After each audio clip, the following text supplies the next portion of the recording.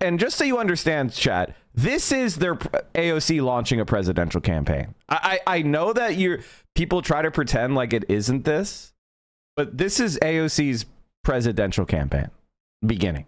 Like, if you don't think this, you're delusional. Changing your ways, change your ways.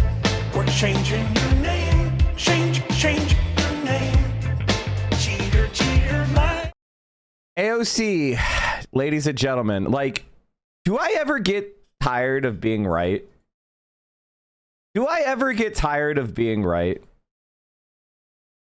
Like, I told you that I had my problems with AOC. I fought with a bunch of people like 2 months ago, and I was like, listen, AOC's made a lot of mistakes.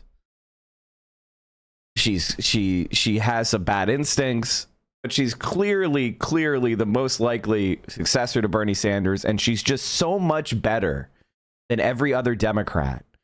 I don't think that we should get vicious in our attacks of her. And people have called me, this is the thing that's funny. She's better on Palestine than Bernie. But supporting AOC will get you more hate. How does this make sense? How does this make sense? Unless it's a fucking op, because they could see her coming, and Bernie's fucking 80 million years old and he's not going to run again.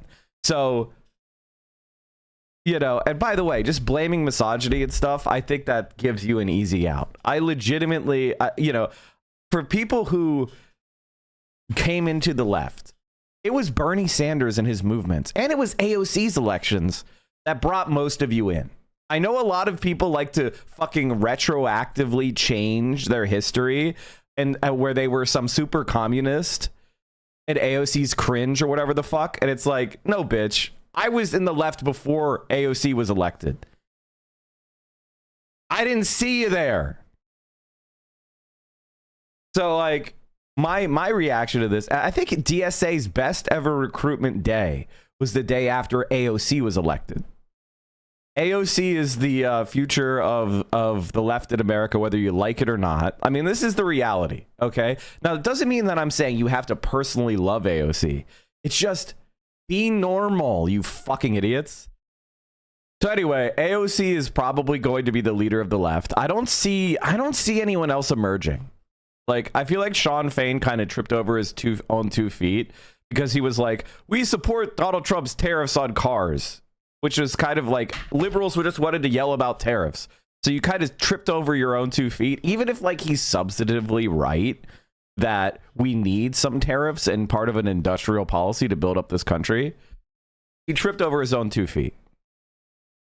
And the thing about AOC is she's been forced to act like a presidential candidate since the moment she was elected.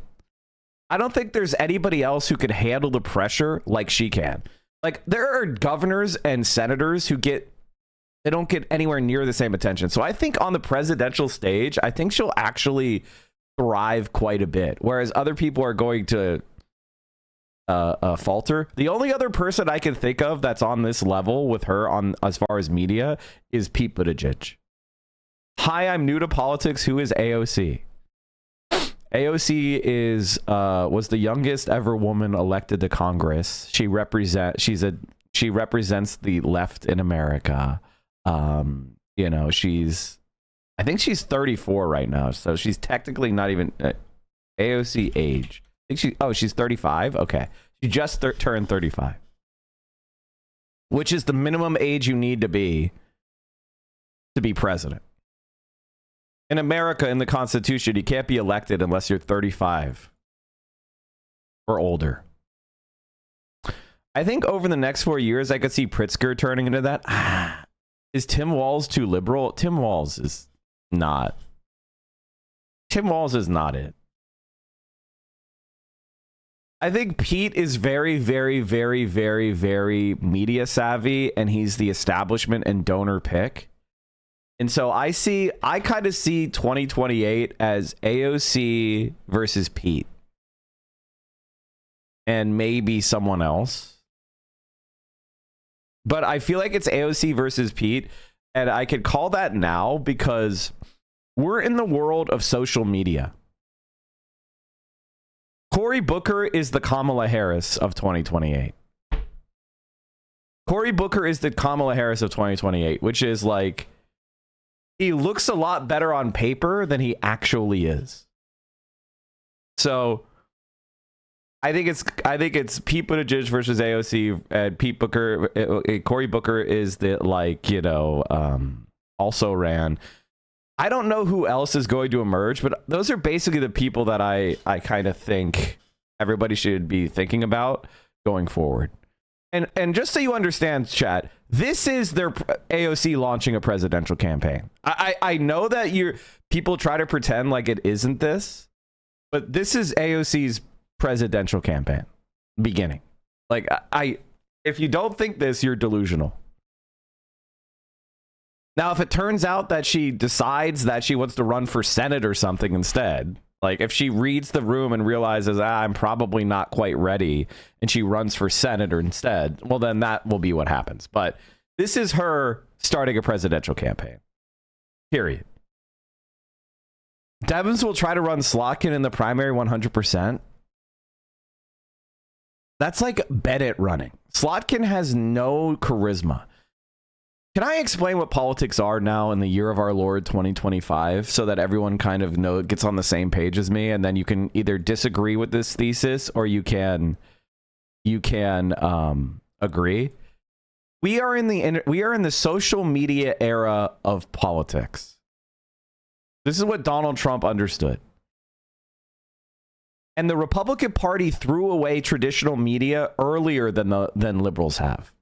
Okay? Liberals, it took until 2024 for liberals to really finally realize that MSNBC sucks, that CNN is useless, that mainstream media lies to you, and they're only just beginning to be anti-mainstream media, and they're leaning more and more on social media and social media takes. Okay? And so in that environment, only the people that can actually ably navigate social media are going to do well.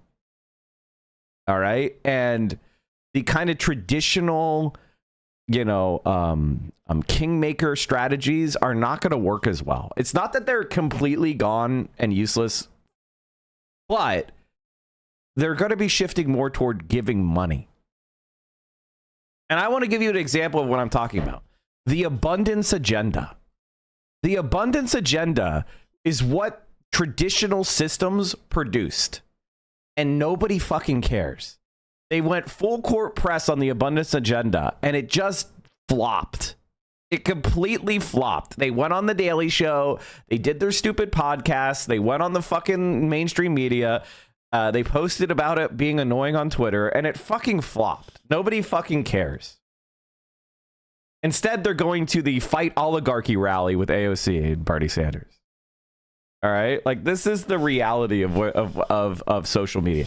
So who's good at social media is the question. And for me, AOC is the person. Now, I think she also has problems, and I think a lot of her problems are that it's the familiarity breeds contempt, right? There's a lot of people on the online left, and they look at AOC and they're like, she's the same age as me, and she's successful talking about politics, and they feel like she's like too similar to them, right? They see her as like almost a pseudo peer. It's very parasocial. Whereas with Bernie Sanders, there's a little bit more of a separation. There's a little bit more of like a understanding that he's like a politician and he's 80 million years old. And they kind of go like, and they kind of give him the benefit of the doubt, and they kind of like go like, he's not always online. He's not in the same spaces as me. He's not the same as me. Like, they're able to have that respectful, normal distance to him. Whereas with AOC, they don't. It's like they see a peer who's overtaking them, and they're trying to crab in a bucket mentality them. And a lot of people, especially on the left, have crab in the bucket mentality. This is something that I'm realizing as I grow online and get more popular, is like, how many people on the left just hate when you succeed, period. Like, they just hate people who have any kind of clout or are getting any kind of success or building anything. Like, there's just people, they just want to pull you down and they're looking for an excuse. I think I first noticed this with Hasan, where it's just like, you're really popular, that means you're bad, and you bought a house, and it's just like what? Like what? He bought a house? David Hogg, who I know you know, a vice chair of the Democratic National Committee, he's going to be joining us on the roundtable, and he is pursuing this effort to unseat some Democrats in safe seats through primary challenges. He's talked about a culture of seniority politics that is not working for the party. He said, quote, "We need a better Democratic Party and need to get rid of the Democrats in safe seats who do not understand what is at stake now, who are asleep at the wheel, not meeting the moment, and are a liability now into the future of our party." David Hogg is completely correct. David Hogg is completely correct. The fact that Democrats can humiliate Joe Biden and block his signature platform that he ran on, Build Back Better, and not be scared and stride around like they're king shit is why the Democratic Party is dog shit. When people stand up to Donald Trump, you can see the fear in their eyes. And guess what? That's good. That means he's an actual leader. Now, I don't like Donald Trump, but at least he's for the right. He leads their party and he takes responsibility and he goes after the people that are blocking him on policy. He doesn't go like, we need you to keep Democrats out of office. He's like, I'm going to kill you if you disagree with me. And the other thing that Donald Trump does, which people make fun of, but it is actually a strength, is he welcomes people into the fold. If people say like, Donald Trump is the best, we love him, I'm so sorry for ever doubting you, sir, he welcomes them in the fold. So going against him is extremely dangerous, and kissing his ass, he will forgive you. Now he'll make fun of you because he's an authoritarian and he's a fascist fuck, and he'll always mock you and he'll always degrade anybody who capitulates. But he actually exercises discipline on his party. And the fact is the Democrats don't exercise discipline. I mean, we all remember Kyrsten Sinema coming out and doing her little curtsy as she voted down the minimum wage increase. We all remember how she and Joe Manchin blocked Build Back Better to do the so-called bipartisan infrastructure bill. And here's the thing about the infrastructure bill. It was so right-wing and it was such a giveaway to grifters that Mitch McConnell voted for it. Now, guys, gals, non-binary pals, do you think Mitch McConnell would vote for a bill that was like gonna help you and me? Changing your ways, change your ways. We're changing your name, change